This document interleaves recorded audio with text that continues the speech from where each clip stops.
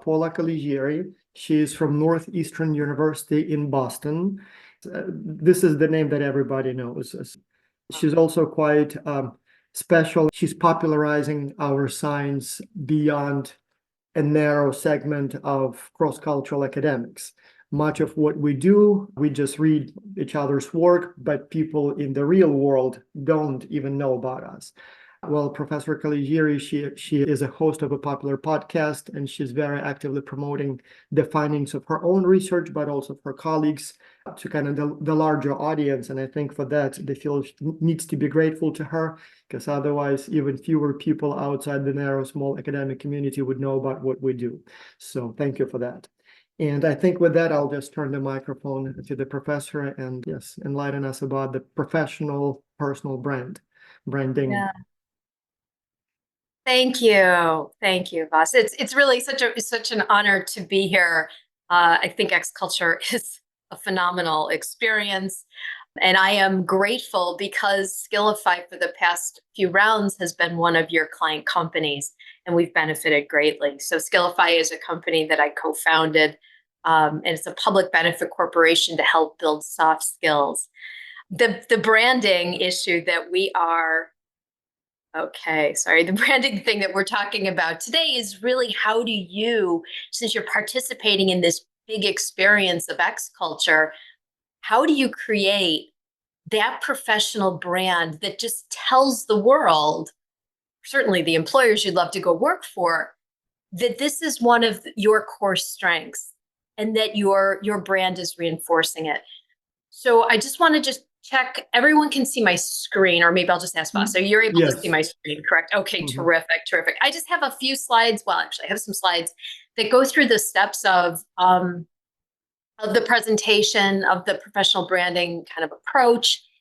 But then we can have some questions for whatever time's remaining, and then hopefully, or questions in the chat. My apologies, I'm on a really small. We will be monitoring the chat, so no worries. Yeah. Okay, great. I'm on a really small screen on a laptop. And unfortunately for me, I don't have my glasses with me. So if you see me doing this periodically, you'll know why I'm having to get really close to it. Anyway, this is just some of my books that I've written. I'm sharing these only so that you can see. Yes, I do a lot on cultural agility. The books on the left are examples of my work in cultural agility, but I also care a lot about careers and career development and helping people thrive within bigger careers than they thought they could have. So this presentation actually brings these two worlds together, which is a pure treat for me. So we'll talk about professional brand. We'll talk about cross-cultural and cultural agility competencies. I'll try to pull them both together to give you some tips on that professional branding. And then we'll do some Q&A. Now, since I'm on this super small screen and we're 100 people, I will never be able to see a hand raise. I know. No worries, we'll monitor that. Okay, terrific. And I just wanted to say that I have 3 out of 4 of those books. So I'm missing one. I need to buy that one too. Yeah, there are a lot of, they were joys to write. I really do enjoy them. Okay, so let's talk about first, what is this professional brand? Vas, you were kind enough to say that, and I sincerely appreciate it, that I'm known for this area of cultural agility, and I do a lot with the podcast to create and disseminate knowledge. Well, it's not by accident. That was my professional brand. It's the idea of, it's the image, the skill set that you have, that reputation that you put out into the world, that's sort of telling everybody, broadcasting, this is who I am, and this is what I bring uniquely.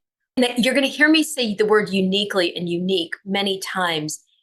If you want to become more indispensable in whatever role you're ascending to, having those two features in your career, being someone who's unique, meaning you're not easily replaced, and valuable, meaning that your skills are directly associated with how the company creates value, how it creates wealth.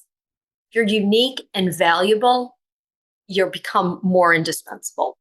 So what I hope with the professional brand is that we can start to showcase the things that make you unique and valuable.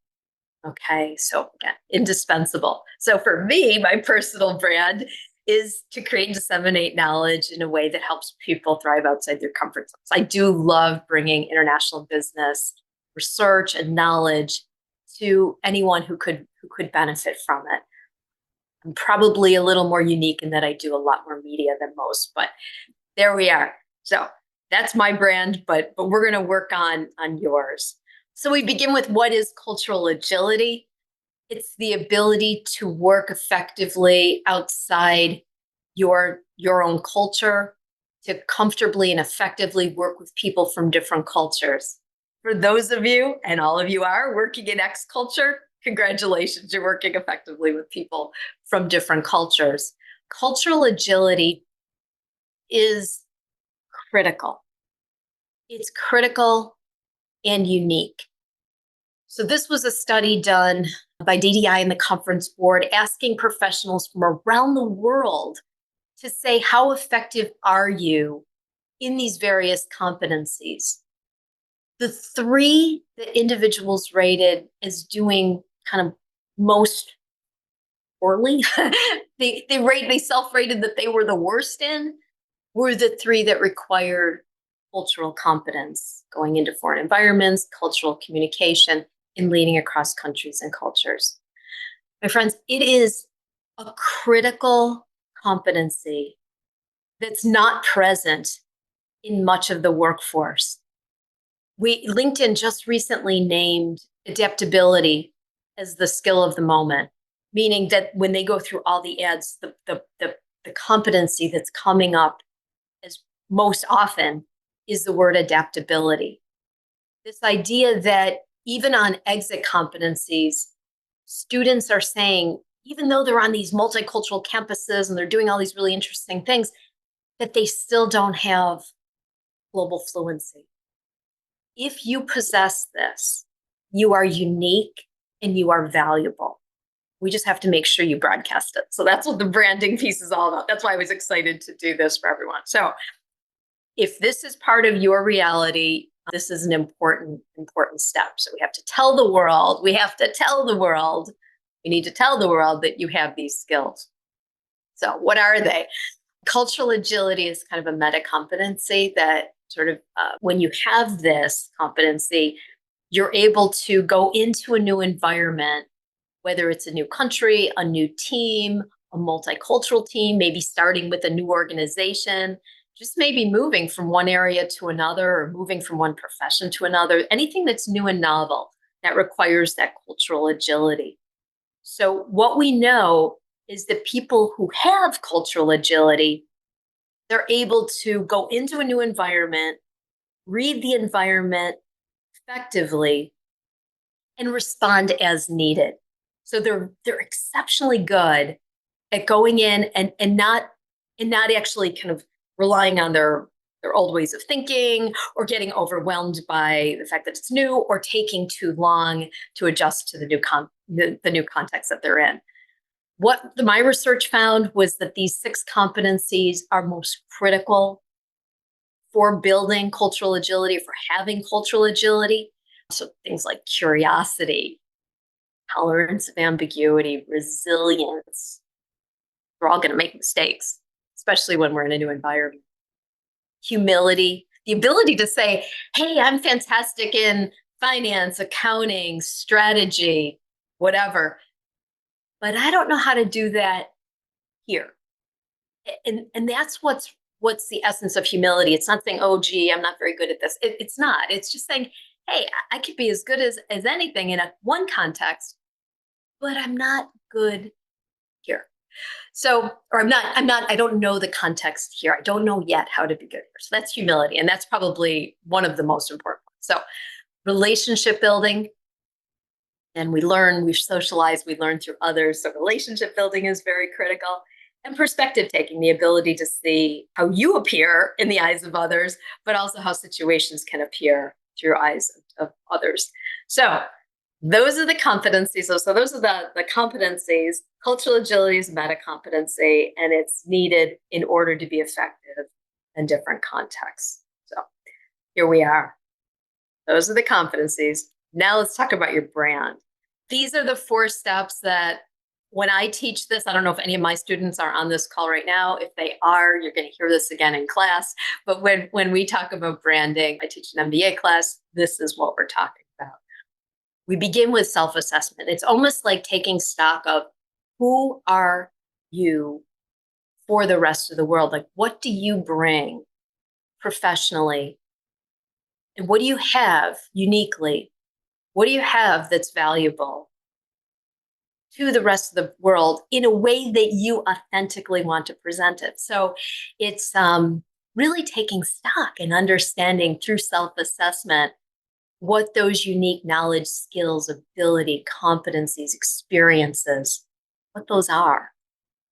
Okay, so the first one is really important. That's the self-assessment piece.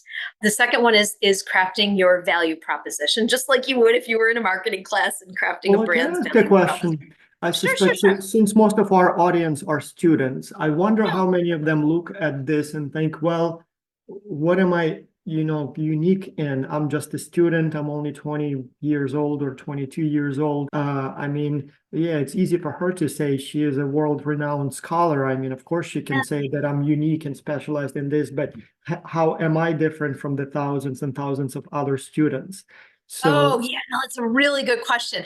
And let's go there. Let's just go there right away because the rest is it's going to follow. So that's step 1, that self-assessment. So every single one of you have something that's unique about your life experience. So remember, we're thinking about all 3 of these. That purple gear is your knowledge and your skills, what you know how to do. The second gear is really those competencies that you have, those 6 that I just named. And the last one is the experiences. What do you have that's unique? If there was nothing at all that's unique about you right now, my guess is that you have the X culture experience, right? Not every student in the world is doing very this. true. Very It true. makes Now you you, may feel like there are thousands of other ex-culture students, but globally that's like 0.0001%. yes, yes. And I know, Ves, we've done some research. I've done some research on it. And actually, it shows that experience, that the experience of X culture has generated a competency shift. So it helps build Yep, yep. cross-cultural competencies. So even if you have nothing on your resume at all, you have this experience. You also have, for many of you, some business experience in that you've been taking classes and maybe you found a passion for accounting or finance or strategy, whatever, international. My guess is that some of you, many of you, are bilingual. My guess is that some of you, many of you, have studied abroad. My guess is that some, right? So when you start to layer on each of these experiences, you do become more unique than you might have initially expected. Hey, I'm just a student. I'm like lots of other students. You're not. And you can start to refine and fine tune your brand. I mean, I do this exercise almost every year to try to continually think about what do I want to put out in the world and how am I doing it. So I want to And am also. I correct? One more question, if I may, practical. So am I correct? And I know the answer, but I just want to confirm with you. So students can take, for example, your test, myguide.com, and take the cultural agility test and see where they stand. And so if you would like to position yourself as this cross-culturally agile person, you may even have empirical evidence of your cultural agility by taking the test, seeing the results like, oh, gee, I'm actually better than most of the people on this planet. Is that a Yeah, possibility? it's absolutely free. You can take it. And in fact, we have people who kind of broadcast their scores. They do that, like the hashtag my guide. The only challenge with this is that you have to remember that my guide is spelled with 2 I's, MIGIIDE. So it's like we're helping culture see eye to eye, and there's no you. So it's the only trick is actually getting to the site, using the right hashtags and the like. But yes, anyone can go on at any time and be proud of yourself. If your scores are high, these STEM scores are created. So these your scores are benched against people with significant international experience. So if and nobody's going to be super high on all of them, but if you are high in a couple of them, feel free to broadcast that out, tell stories about how and why your resilience was shaped, or how you became more tolerant of ambiguity, or how humility plays out in your cultural experience, or whatever it might be. You have something to talk about. We've had people screenshot their results if they're really good and put them out there. So there's lots of different ways to use this, but that's one way to do a self-assessment of your competencies. You can also kind of just sit down and think, okay, what am I unique? What is it? My language skills? Is it my experience? Is it my background? Or is it my courses? Am I doing something unique, extracurricular? Am I an athlete? What is it? What's your unique hobby or whatever? Anyhow, so step one, kind of paper, pencil, computer, figure out what makes you unique. Step two is really kind of crafting your value proposition. And this is kind of a fill in the blanks exercise. Since you're going to have access to these slides, I'm just going to recommend. This is kind of a fun way to start. Think of adjectives that make you unique. I use specific ones. Are you curious? It's like one of the dimensions. Or are you just generally culturally agile? Are you trilingual? Are you, highly motivated? Whatever that it might be. What makes you unique and different? And then in what? Like, what makes you unique and different in finances, human resources, accounting, supply chain, whatever. And then a noun. And this one's going to be a little tough because you're students, right? And you don't want to kind of put out there that you don't want to feel like a student forever. That's not really your identity. So you could say scholar, you could say enthusiast, you could say learner, you could say lifelong learner, you could say, engaged professional or something like that. You don't have university educated professional. Right, exactly. You're a lot more than just, I'm just a student. Yeah, of course you're a student, but you're learning. You're a learner. So, and then some verbs to put it all together. So it's describing what you do, what you love, what you value, and what you like to do within your field. And that might be really quite limited at this stage. So what I wrote, I'm a culturally agile psychology expert who's committed to helping people build competencies that help them thrive outside their comfort zone so that they can have a fulfilling life, which is a lot, but I'm 57 years old and that I've earned the right to have a lot in there. You already have something that you could put in there to start your brand. So that's step two, crafting that value proposition. And then three is your online presence. If you do not have LinkedIn, please get it, or whatever, is the LinkedIn equivalent in your country. It is your generation has a unique opportunity to position yourselves exceedingly well in advance of ever needing, like before you even have to go out onto the job market. Go to where those who want to hire you are interacting. And right now, at least in many countries, that's LinkedIn. So I'm a huge advocate of LinkedIn. It's extraordinarily helpful to build your online presence. This isn't a LinkedIn. I could do just one on LinkedIn, but I will just minimally say connect with key people. You should be connecting with your faculty. Some faculty will allow that after the class is over. Some will do it during. Some aren't on LinkedIn, but try to connect with your faculty, your classmates. If your classmates are on LinkedIn, congratulations. You're not all going to be 19, 20, 21 years old forever. And at some point, you're all going to have these big professional careers and you can always leverage each other. So connect with your classmates, your ex-culture class teammates, and whomever else is within your network. If there's companies that you're interested in, they're influential within your industry, go ahead and connect with them. But say something like, I'm really interested in your work. I'm really interested in your company. I think you're doing great things. Like make it authentic. Why do you want to connect with this person?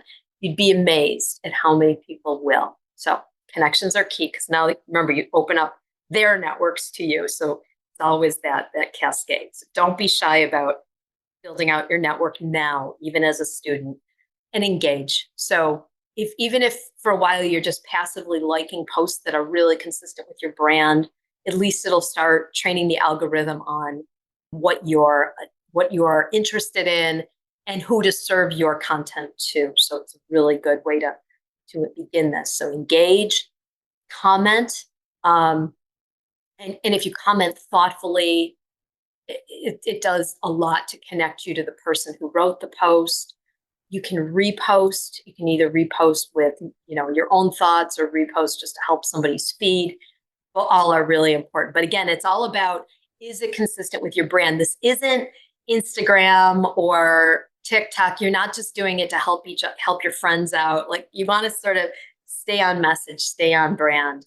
Repost the things that are consistent with you and your message.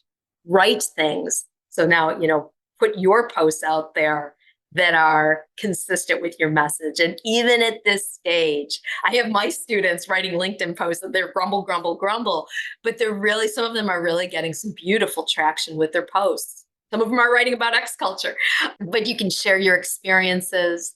You can share pieces of advice if you have it. I mean, you're all learning something through this global teams experience. You can share something that you read with a takeaway that was relevant for you. You can share an idea that you're playing around with. When I was titling the book Live for a Living, I had like four competing titles. And I just asked my network, what do you think is a good title? And Live for a Living actually ended up doing really well. But at the time, I sincerely wasn't sure what I was going to title the book. You could be, if it works for you, there's a polling feature. There's lots of things you can do. But again, Can I ask, maybe Sure. while we have a few minutes, maybe for students to put in the comments what they think their brand or unique qualification is, and then ask you as an expert to comment on whether or not those are good examples. Sure. So we have about 100 students. Yes, go ahead. Sorry. No, I'm almost to the end, so we can do that like for the rest of the time that we're together. Okay. Yeah, so feel free. So if I understand it correctly, if you think it's kind of hard to do right on the spot, but because it does take a little bit of time. But if you already think you know what your brand is and you want to put it out there for us to sort of workshop it a little bit, absolutely, let's play around with it. Yeah, so I know, for example, Yukta and Luisa, who shows up under my name, but Luisa, so one horse.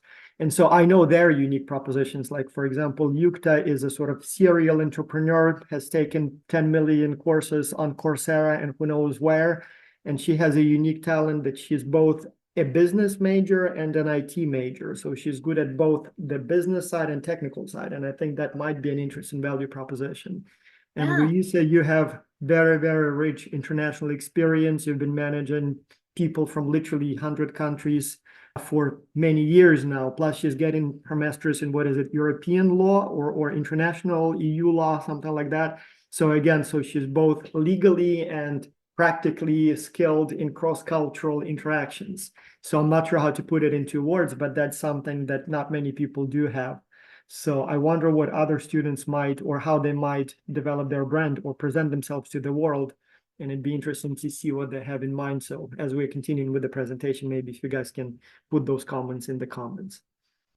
Absolutely. So the last one that I'll offer is this step 4, and that's again the consistent communication. And this is probably the one that's a little bit of a reach. This might be the only one that's a reach at this point for students, but it's something to be thinking about because there are things that can reinforce your brand.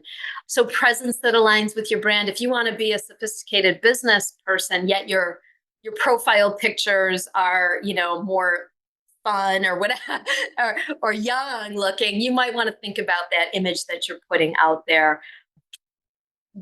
If you have opportunities to join, an emerging markets club or a, international legal scholars club or whatever that might be, those are all things that reinforce your brand. It builds out your network. It's consistent. It communicates who you are and what you value. And then you kind of build out your network around that, that brand. This was a very, very short presentation on branding. Sorry, I'm having a hard time getting to my very last slide. But I do want to just offer, again, myguide.com is free. You are certainly welcome to connect with me. I put up quite a bit of content on cultural agility work, a lot of things that are related to building competencies in my guide. bringing up the LinkedIn Learning courses. I'm an instructor for 2 LinkedIn Learning courses. And every now and then LinkedIn lets me open them up for free. So if your university doesn't have LinkedIn Learning, and we're connected, you're able to see in my feed that I've opened it up for free. And then you can kind of take either the 6 skills to develop cultural agility or managing globally. So there's some resources for you. I am happy to answer questions. And if you have a value proposition, I can stop sharing and we can just talk. Yeah. So I see Denian is talking, so presenting himself. I'm a business administration management major. I'd say my skills are very diverse as I'm minoring in information technology and focusing on getting my project management certification. So I guess that's long, but that's not bad at all. You know, Yeah, it's a bit generic. So what makes you unique? So is it that you're a, bilingual project manager, expert who, like we want to tighten it a little bit. It's still a teeny bit generic. But I mean, if that's the one you want to put out, I'm also, I'm not judging. Yeah. Well, he also has IT and project management skills there, but while being at the business school, so again, an interesting combination. So I'm not sure what kind of projects you manage or what side of the projects you manage. Is it the IT support but it seems like you have enough to work with to maybe craft something more focused there. So yeah, it's what do you want to be? What do you want the world to know you as? And then it could be something like, I operate at the intersection between IT project management and international business. I accelerate global business through through effective IT solutions managed perfectly or something. I'm kind of like making this up, but there's ways to craft it and think about it. And then imagine like all the ways that you could say, what did you do in X culture that showcased a project management skill or showcased your IT fluency, or what were you able to do that was fairly unique? Well, maybe since we're out of time, one last question. So Lara is asking, how can she assess herself when she's still in high school? And I guess my question is, so how soon should people start forming a brand and committing to that brand? How soon is too soon, perhaps? Yeah, high school seems a bit young, right? I mean, we have to give ourselves, okay, I'm going to be super honest in the last few minutes that we have.